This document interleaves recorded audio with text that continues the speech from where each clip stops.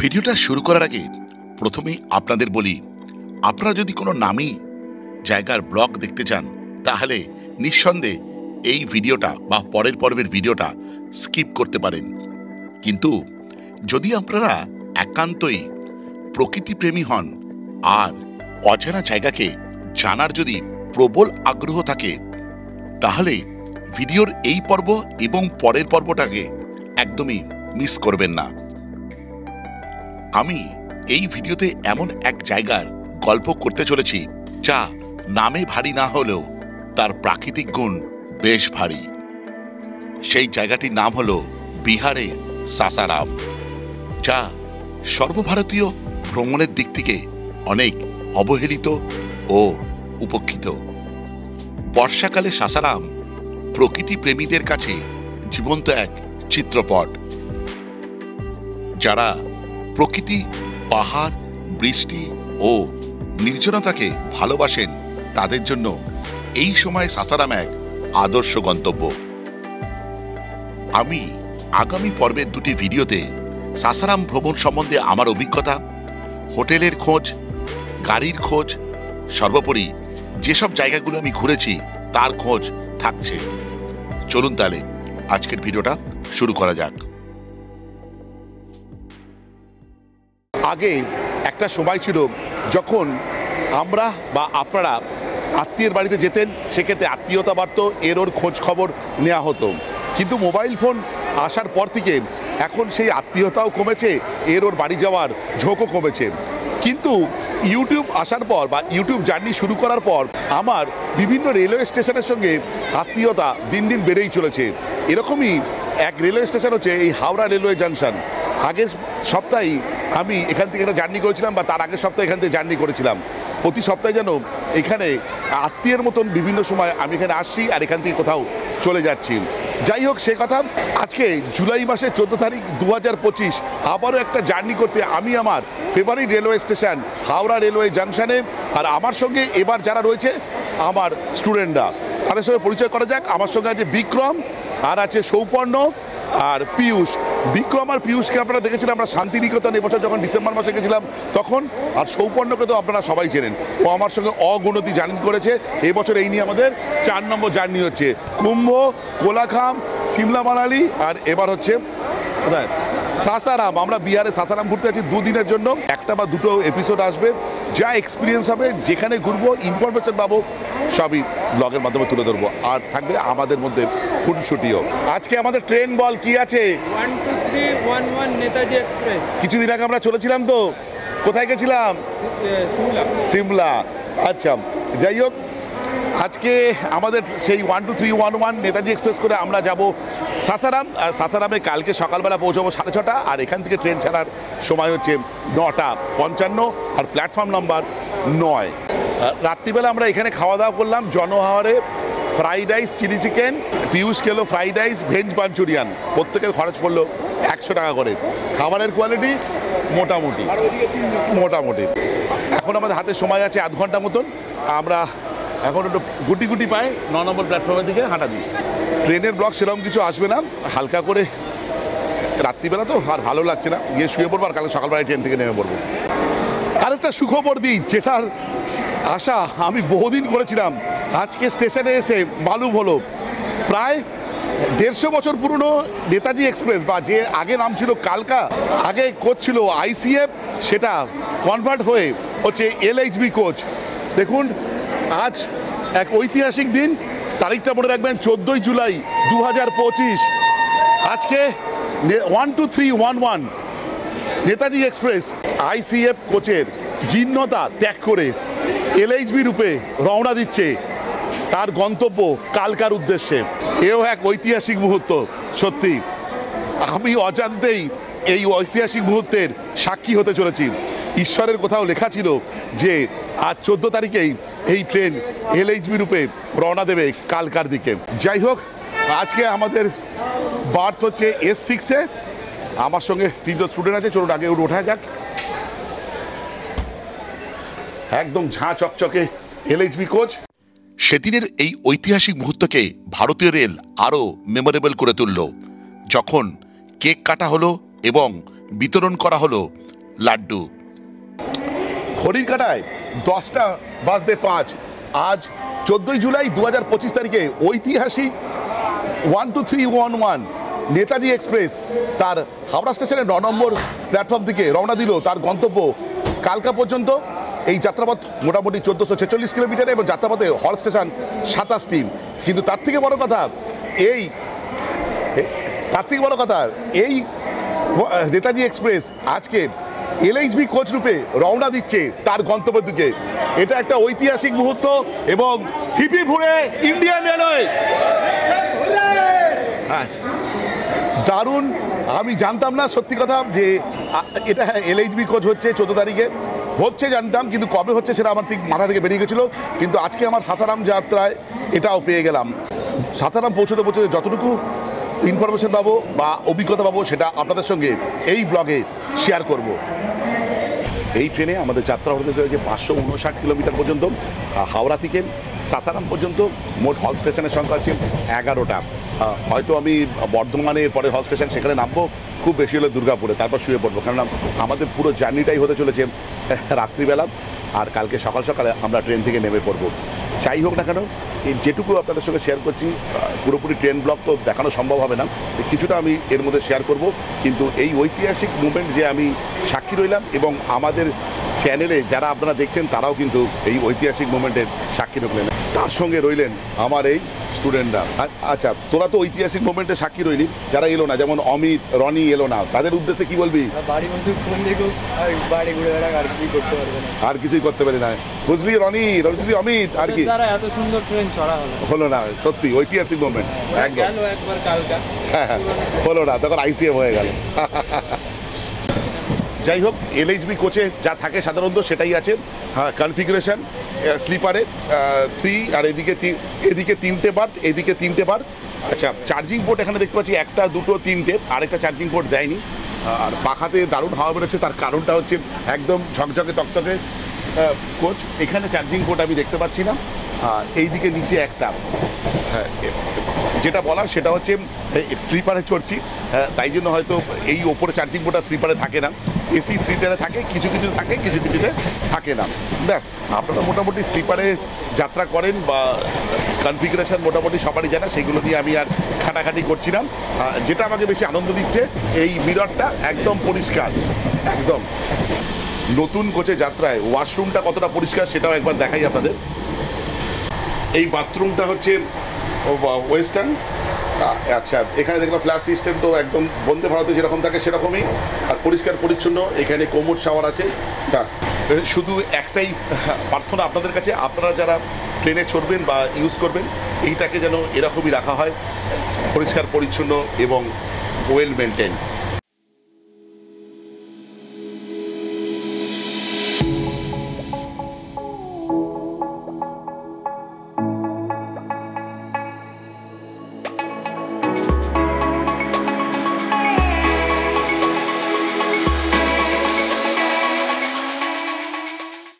এর মধ্যবর্তী দুটো কোচের মধ্যবর্তী যে গার্ডারটা আছে সেটা একটু আলাদা করা হয়েছে, এবং শুধু তাই নয়, এই যে ডোরটা আছে, এই ডোরটা একটা এরকম করে পুশ করলে এটা অটোমেটিকলি দুটোই ওপেন হয়ে যাচ্ছে, দুটোকে আলাদা করে ওপেন করার দরকার হচ্ছে না।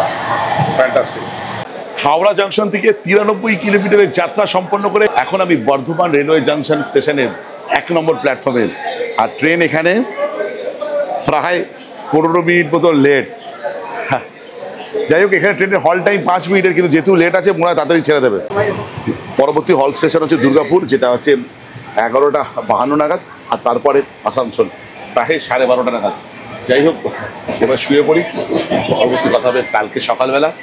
ট্রেনের ব্লগ মোটামুটি এইটুখানি থাকবে, আর কালকে সকালবেলা যেটুকু পাবো সেটাই শেয়ার করবো। তারপরে ব্লগ থাকবে আমরা সাসারামে গিয়ে কোথায় থাকছি, কীভাবে কালকে ঘুরুচ্ছি পুরোটা। তাহলে এই বলে গুড নাইট। ঘড়িতে এখন 6:10। Good morning. আমার নেতাজি এক্সপ্রেসে যাত্রা হচ্ছে। আজকে হচ্ছে 15 তারিখ জুলাই মাসের 2025, আর LHB করছে নেতাজি এক্সপ্রেসের ইনঅগ্রাল রান। আজকে প্রথম রান করছে ট্রেনটা, LHB করছে। এখন আমরা বিহারের মধ্যে দিয়ে যাচ্ছি। আমার আর দুটো স্টেশন পরেই আমরা নেমে যাব সাসারামে। ঘুম ঠিকঠাক হয়েছে, প্রথমে একটু গরম লাগছিল, তারপর ঠিক আছে, কোনো অসুবিধা হয়নি। ট্রেনটা ভালো স্পিডে যাচ্ছে। গতকাল ট্রেনটার ইনগ্রাল রান ছিল, নতুন কোচ, একদম সাফ সুতরা বগি, কিন্তু সাধারণ মানুষের কাণ্ড জ্ঞান কোনোদিনও ফিরবে না। দেখুন ঠিক করেছে ট্রেনটা, দেখুন ঠিক করেছে, জাস্ট দেখুন। এবং সকালবেলা আমি ওয়াশরুমে গেছিলাম, দেখলাম অপরিষ্কার। ভারতীয় রেলকে এর জন্য দোষারোপ করে কোনো লাভ নেই। আচ্ছা, যেটা বলার ট্রেন সম্বন্ধে, ট্রেনে কিন্তু আপনি প্যান্ট্রি কার পেয়ে যাবেন, অনবোর্ড ক্যাটারিং পেয়ে যাবেন, হোম ক্যাটারিংয়ের সুবিধা পেয়ে যাবেন। এই ট্রেনের উপরে বিস্তারিত ভিডিও আছে আমার চ্যানেলে, যার লিঙ্ক আমি ডেসক্রিপশনে দিয়ে দেবো। যেমন আমরা সিমলা মানালি কাসল গেছিলাম, দারুণ ছিল সেই ট্যুরটা, চাইলে দেখতে পারেন। তার প্লেলিস্টের লিঙ্ক আমি এই ভিডিও ডেসক্রিপশনে দিয়ে দেবো। আমরা তো সাসারাম পর্যন্ত এই ট্রেনে ভাড়া পড়েছে ওই স্লিপারে 367 টাকা সামথিং। হাওড়া থেকে অনেক ট্রেনই আছে সাসারাম পর্যন্ত, যেটা করে আপনি পৌঁছতে পারেন সাসারামে।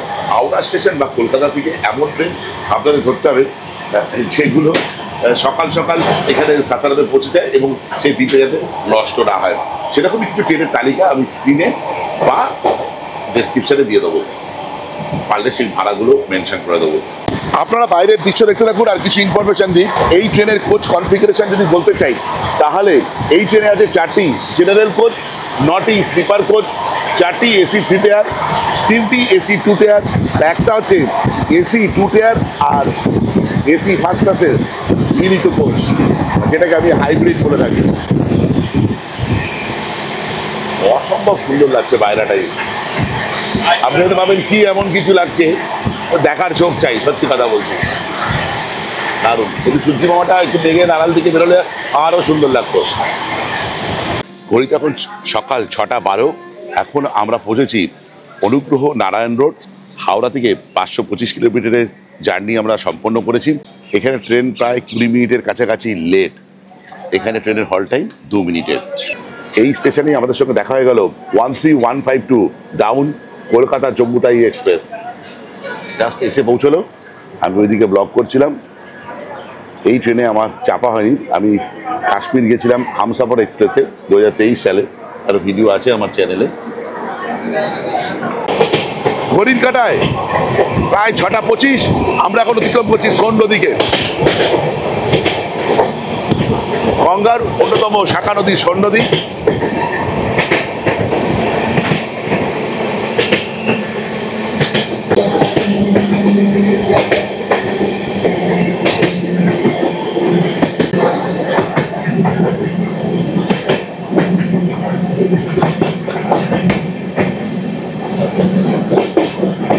হাওড়া স্টেশন থেকে সাসারাম পর্যন্ত প্রায় 559 কিলোমিটারের যাত্রা সম্পন্ন করলাম। ট্রেন এখানে 15 মিনিট মতন লেট।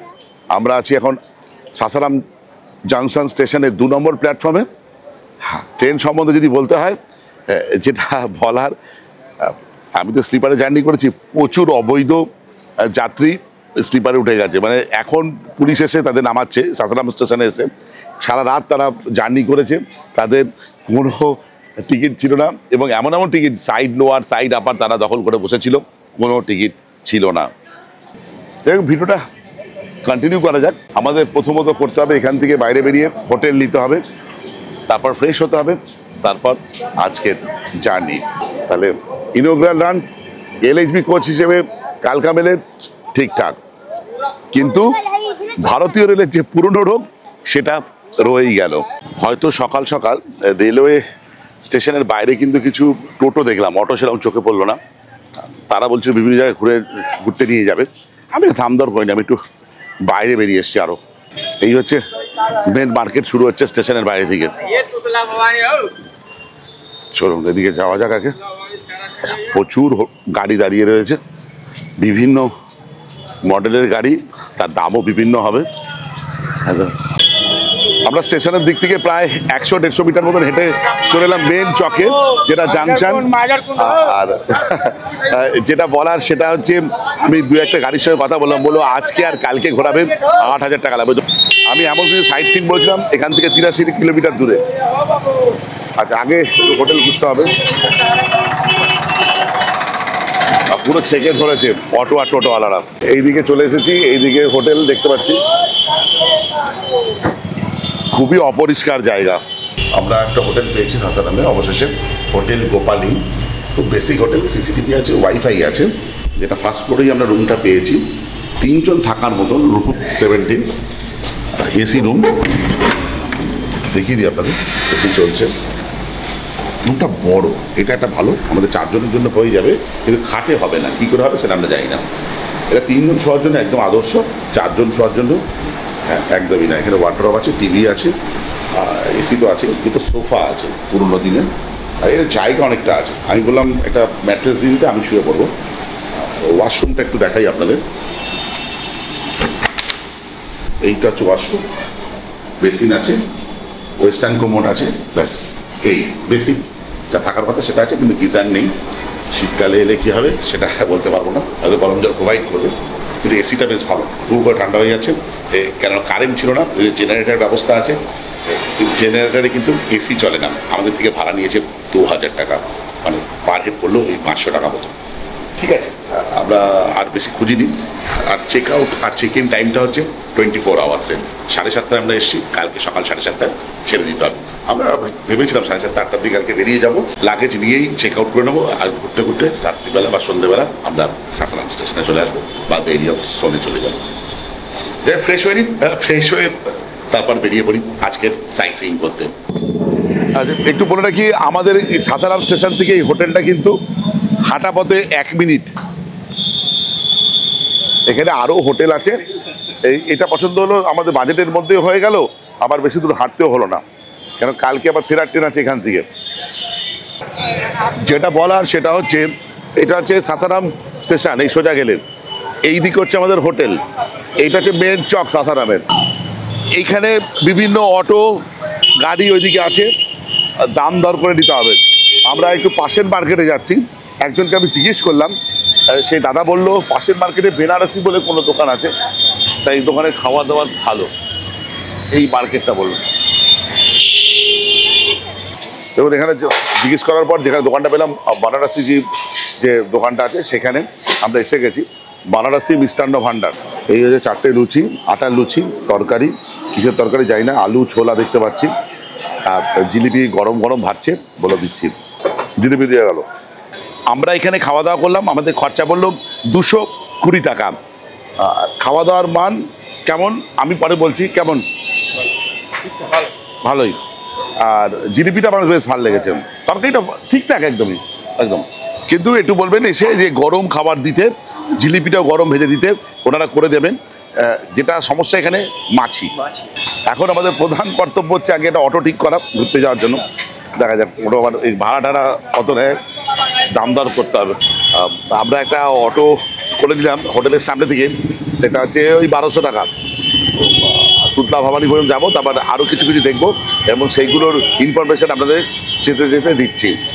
আজকে মোটামুটি 3-4টে জায়গা দেখবো।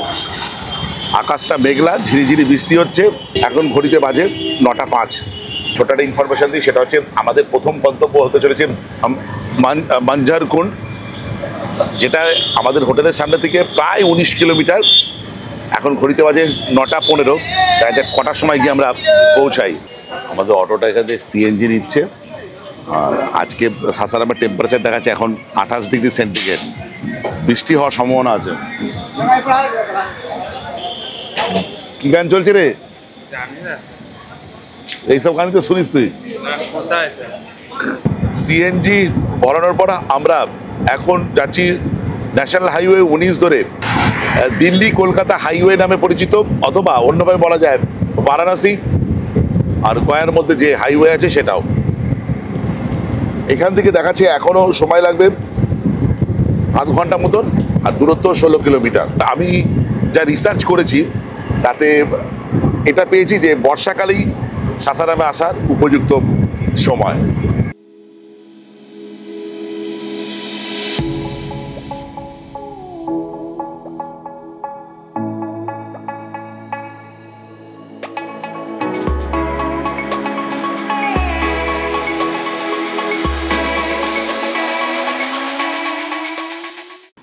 মাঝেরকুন্ড যাওয়ার পথে এই পাহাড়ে যখন উঠবেন, তখন এখান থেকে যে কোনো একটি গভর্নমেন্ট আইডি ক্যারি করবেন, তার নাম্বার এরা নেবে, নিয়ে বাদবাকি পথ যেতে দেবে।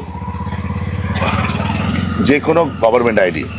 আমার কাছে আধার কার্ড ছিল, আধার কার্ড দিয়ে দিলাম। আমি যেখানে যাচ্ছি সেখানে বৃষ্টি কিছু ছাড়ছে না। এতক্ষণ সাসারামে ছিলাম, বৃষ্টি পড়েনি।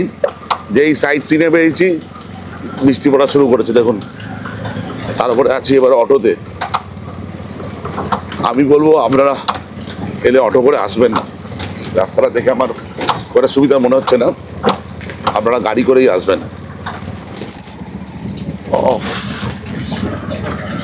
আমরা পাহাড়ের একদম মাথায় চলে এসেছি, যেটা টেবিল টপ বলা হয়, একটা টেবিল টপ মাউন্টেন। আর সেখানে বিভিন্ন জায়গায় জল জমে আছে না, বেশ ডেঞ্জারাস হয়ে রয়েছে। মানে অটো যে চালাচ্ছে সে দাদা খুব সন্তর্পণেই চালাচ্ছে, তবুও ভয় তো করছেই। বৃষ্টিটা কমেছে আর দূরে পাহাড়ে মেঘ খেলে বেড়াচ্ছে, দেখুন ফ্যান্টাস্টিক লাগছে। আমাদের অটো ওয়াটার ক্রসিং দিয়ে যাচ্ছে, পাহাড়ে অটো, দারুণ ব্যাপার। কি নিয়ে আসবে সুবর্ণ? টোটো নিয়ে আসবে, দেখুন বলছি এখানে টোটো নিয়ে আসবে। এবার মাছের কুণ্ড পৌঁছেছি, আর সৌপর্ণ দেখুন মাল্টি কালার হয়ে গেছে বৃষ্টিতে ভিজে, এই দেখুন। চলো, আর অটোতে আসবি? আচ্ছা, আমাদের নামিয়ে দিয়েছে। আরে আচ্ছা, এক মিনিট, একটা জিনিস বলি, আমাদের পৌঁছতে পৌঁছতে হয়ে গেল 10টা 40। আমরা বেরিয়েছিলাম 9টা 15, প্রায় 1 ঘন্টা 20-25 মিনিট লাগলো এখানে পৌঁছতে। কিন্তু এতটা লাগতো না বল, বৃষ্টির জন্য লাগলো। এখন বৃষ্টিটা বন্ধ হয়েছে, পুরোপুরি বন্ধ হয়েছে। চলো আমরা যাই ওয়াটারফলসের দিকে। লোক কিন্তু এখানে প্রচুর আছে। ওহ দারুণ, টপ ক্লাস, একদম টপ ক্লাস। কেমন লাগছে দেখ। আমরা এখন আছি রোহতাস, বিহারের রোহতাস জেলার সাসারামে। সাসারামের বিখ্যাত যে ওয়াটারফলস আছে তার নাম হচ্ছে মানঝের কুণ্ড। সেটার সামনে দাঁড়িয়ে আছি আমরা। দুর্দান্ত লাগছে আর টপ ক্লাস লাগছে। যেটা বলার, বিভিন্ন জলধারা একটা আংশিক উঁচু পাথরের জায়গা থেকে নিচে পড়ছে, যা তো দর্শনীয় লাগছে। এবং এখানকার যে স্থানীয় মানুষ আছে বা পর্যটকজন আছে তাদের কাছে আরও আনন্দদায়ক। তারা স্নান করছে, মজা করছে, আর বিভিন্ন বয়সীর মানুষ এখানে রয়েছে, দারুণ লাগছে। এবং তাই না, এই আশেপাশে আবার বিভিন্ন রান্না করার জায়গা আছে, যেখানে চিকেন রান্না হচ্ছে, সেখানে চিকেন রান্না করে খাওয়া দাওয়া হবে। পিকনিক টাইপের একটা মানে পরিবেশ এখানে তৈরি হয়েছে। আচ্ছা, এটা তো দেখালাম মানঝের কুণ্ড। এইখান দিয়ে জলটা গিয়ে আরও নিচে পড়ছে, সেটা হচ্ছে ধোঁয়া কুণ্ড। এই মাঝের কুণ্ড আসার আগে আরেকটা এরকম ঝর্ণা আছে ছোটোখাটো, সেটা হচ্ছে শীতল কুণ্ড। মানে এই পথে এলে আপনি 3টে ঝর্ণা দেখতে পাবেন। একটা হচ্ছে শীতল কুণ্ড, মানঝের কুণ্ড আর ধোঁয়া কুণ্ড। তার মধ্যে মানঝের কুণ্ড আর ধোঁয়া কুণ্ডটা টপ ক্লাস, আর এই বর্ষায় আরও দুর্দর্শ লাগছে। তাহলে আপনারা চটপট প্ল্যান বানিয়ে নিন 1 বা 2 দিনের জন্য এই সাসারামে আসার। মোটামুটি এই জুলাই মাসের শেষ থেকে আগস্ট মাস আর সেপ্টেম্বর মাস, অক্টোবরের 1st উইক, তারপর আর দেরি করবেন না। তখন হয়তো এতটা জল নাও থাকতে পারে। তার কারণ এই ঝর্ণাগুলো কিন্তু বৃষ্টির জলে পুষ্ট। যতদিন বর্ষা থাকে তার সৌন্দর্য ততদিন থাকে। ওয়াটারফলসটা কেমন লাগলো? দুর্দান্ত তো, এইটা আর ওইটা দুর্দান্ত। ওটা অবশ্য আমরা ড্রোনের সাহায্যে দেখে নেবো পরে। কিন্তু কিছু এখানে খামতি আছে। কি খামতি যেটা বল? সংস্কারের দরকার, আর প্রচুর নোংরা, প্রচণ্ড নোংরা, একদম মেনটেনেন্স নেই। রাস্তাটা আরো ভালো করা উচিত। হ্যাঁ হ্যাঁ, কিন্তু জায়গাটা দারুণ। তাহলে কি আসবে লোক? একদম সাসারাম, কম পয়সায় দারুণ জায়গা একদম। চলো, এটা সৌপর্ণকে দেখুন কি করবো, নিচে তো নামতে পারে না, এই ওয়াটারফলসে খেলছে। ঠিক আছে চল, আমরা একটু ধোঁয়া কুণ্ড দেখতে যাচ্ছি। ভেবেছিলাম যাবো না, তারপর মনে হলো না, আফসোস থেকে যাবে, একবার দেখি আর আপনাদেরও দেখাই। জাস্ট ওই 50 মিটার মতন হাঁটতে হবে ওইখানে, আর রাস্তাটা এরকম ঠিকঠাক, কোনো অসুবিধা নেই। স্যারাউন্ডটা দারুণ, অসম্ভব সুন্দর। এই বর্ষায় চারদিক আরও সবুজ হয়ে গেছে। সত্যি আমরা কত দূরে দূরে যাই, আমাদের বাড়ির কাছেই কত সুন্দর সুন্দর জায়গা আছে, আমরা নিজেরাই জানতে পারি না। আমরা বলেছিলাম যে ধোঁয়া কুণ্ডে আসবো, আর এই দেখুন ধোঁয়া কুণ্ড, কি অসম্ভব সুন্দর লাগছে। এই ধোয়াকুন্ড, তাহলে সাসারাম তো আসতেই হবে। টপ ক্লাস, একদম টপ ক্লাস। দেখুন শুধু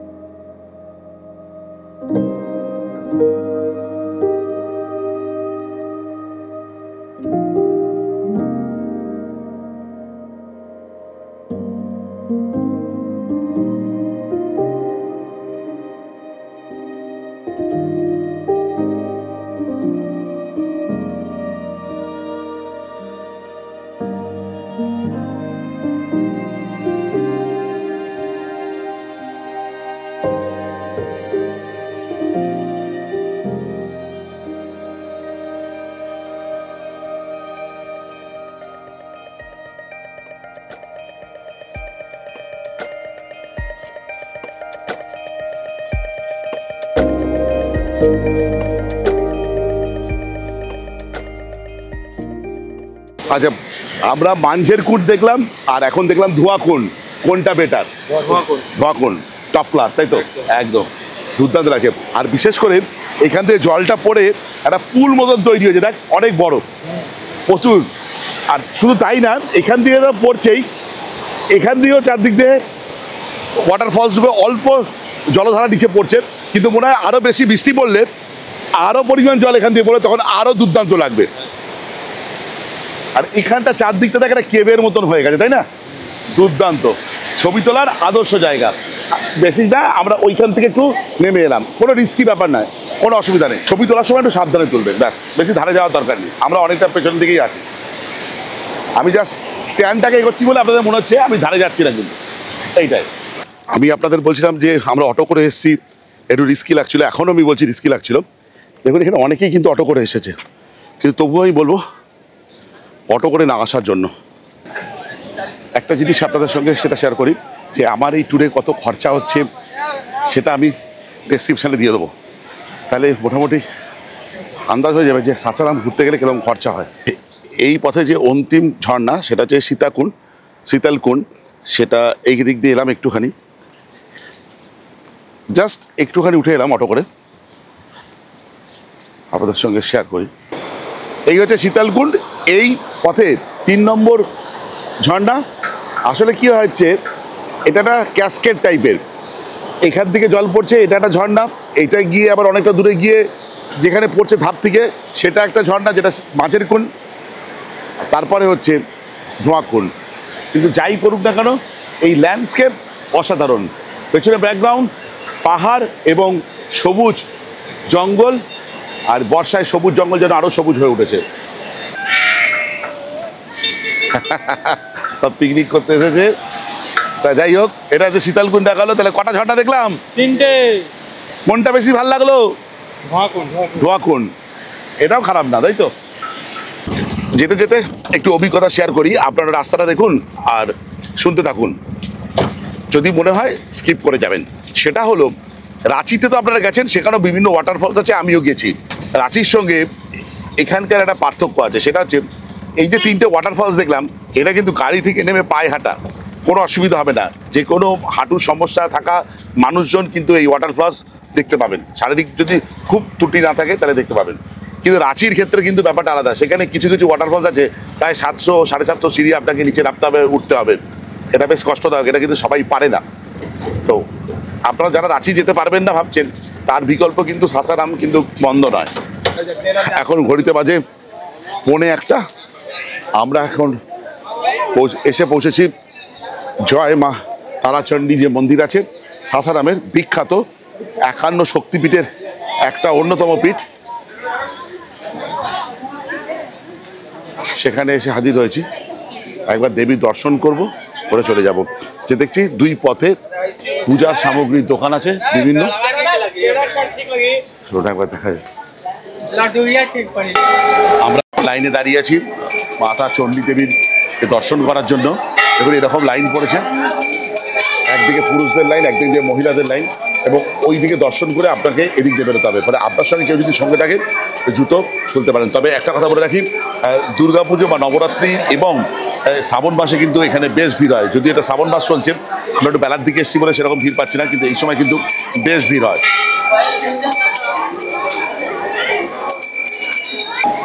মন্দির এখানে খোলা থাকে সকাল 4টে থেকে রাত্রি 9টা পর্যন্ত।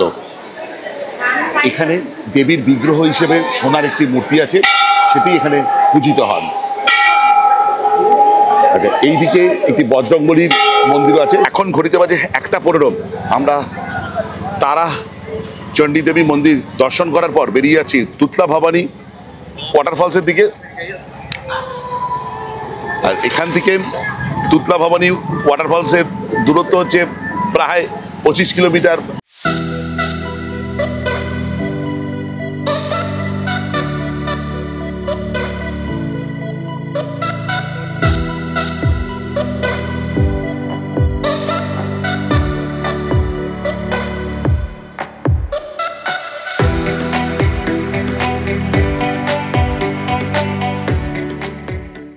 এখন বাজে 2:25। যেটা হলো এখান থেকে প্রায় 1 কিলোমিটার মতন বাকি আমাদের ওয়াটারফলস। এখানে আমাদের অটো দাঁড়িয়ে গেল। নিয়ম হচ্ছে এখানকার যে কমিটি আছে, জানি না কে কমিটি করেছে, সেই কমিটির নিয়ম অনুযায়ী আপনাকে আগে থেকে টোটো নিতে হবে, সেই টোটো করে ওয়াটারফলসের দিকে যেতে হবে। আচ্ছা, এরকম অটো ব্যাটারি চালিত কিছু টোটো আছে, যারা এখান থেকে নিয়ে যাবে 10 টাকা করে আপনার মন্দির পর্যন্ত বা ঝর্ণার কাছে। এখান থেকে প্রায় 1.25 কিলোমিটার পথ ওনারা বলছেন, কিন্তু বলছে জল এতটা, আপাতত প্রশাসন থেকে মানা করেছে যে কাউকে নিয়ে যাওয়ার জন্য। যদি কেউ হেঁটে যেতে পারে যাবে, কিন্তু মন্দিরও বন্ধ জলের জন্য। ওই যে উপরে যে ব্রিজটা করা আছে তুতলা ভবানীর, সেটাও বন্ধ। কিন্তু আমরা হেঁটে যাব, যতটা পারবো হেঁটে যাব, তাই তো? ছাড়বো না কিছু, আমরা হেঁটে যাব। আচ্ছা, এখন এটা দেখি কতক্ষণ সময় লাগে। সেটা হচ্ছে এখন 2:30 বাজে, দেখি কতক্ষণ সময় লাগে। ঝর্ণার জল বাহিত হয়ে এদিকে চলে যাচ্ছে। এই পথে যেতে যেটা আপনারা লক্ষ্য করবেন সেটা হচ্ছে প্রচুর প্রজাপতি। দেখুন কত প্রজাপতি বাপরে বাপ উড়ে বেড়াচ্ছে। ও অসাধারণ। আর দূরে একটা ধোঁয়াশার মতন সৃষ্টি হয়েছে। আমরা পৌঁছলাম 3:10 এখানে হেঁটে। কতগুলো ইনফরমেশন আপনাদের সঙ্গে শেয়ার করি। সেটা হলো, এখানে কালকে প্রচুর বৃষ্টি হয়েছে, তাই জন্য জলের পরিমাণ বেশি ঝর্ণায়, তাই জন্য মন্দির বন্ধ। আর এই ব্রিজ দিয়ে আপনার মন্দিরে যেতে হবে, সেটা বন্ধ। আর ব্রিজটা বন্ধ, আপনার যেতে পারবেন না ওই ওয়াটারফলসের কাছে। আচ্ছা, এবার কথা হচ্ছে, যদি আপনি এই ব্রিজটা দিয়ে যেতে চান, যেটা নেটিং করা আছে, তাদের চার্জ হচ্ছে 5 টাকা। পরিষেবার সময় হচ্ছে সকাল 5টা থেকে বিকেল 5টা। দারুণ ল্যান্ডস্কেপ, অসাধারণ প্রাকৃতিক সৌন্দর্য, আর চারদিকে বর্ষায় সবুজের এই ঘনাঘটা, যা এই জায়গাকে অন্যদের থেকে আলাদা করে রেখেছে। সাসারাম যে এত সুন্দর জায়গা, এত দুর্দান্ত জায়গা, আপনারা না এলে বুঝতেই পারবেন না। শুধু আমার ভিডিও দেখে এর প্রাকৃতিক মূল্যায়ন করা অসম্ভব। আপনাকে এখানে আসতে হবে।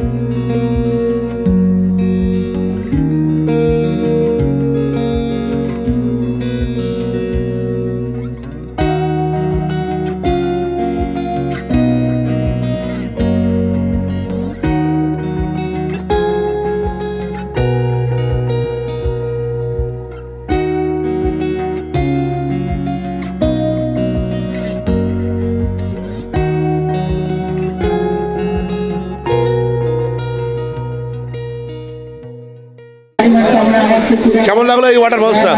দারুণ বল, কিন্তু এখানে যেতে পারলে আরো ভালো লাগতো। যাই হোক, দারুণ। আমার তো মনে হয় এখন পর্যন্ত দেখাটা সেরা। এখানে আসার সময় এরকম গাড়ি পেয়ে গেছি 10 টাকা করে, আর হাঁটলাম না, আবারও আসবো। আমাকে মুগ্ধ করেছে এই তুতলা ভবানী ওয়াটার ফলস আর এই পারিপার্শ্বিক পরিবেশ, কি দুরন্ত লাগছে। প্রায় 4টে বাজে, এখন আমাদের লাঞ্চ হয়নি। কি করবো, ঘুরতে বেরোলে হয়ে ওঠে না, কিন্তু আমাদের পাইনি অতটা, হালকা হালকা পেয়েছে। এবার দেখা যাক লাঞ্চ করতে পারি কিনা। এবার লাঞ্চ করে নেবো, আর কোথাও ঘোরার নেই। আর এবার হচ্ছে একদম আমাদের যে হোটেল আছে তার কাছে একটা পয়েন্ট আছে, সেটা হচ্ছে পাইলট বাবা মন্দির, সেটাও দেখবো। ঘড়িতে প্রায় 5টা, আর লাঞ্চ করতে করতে অনেক দেরি হয়ে গেল।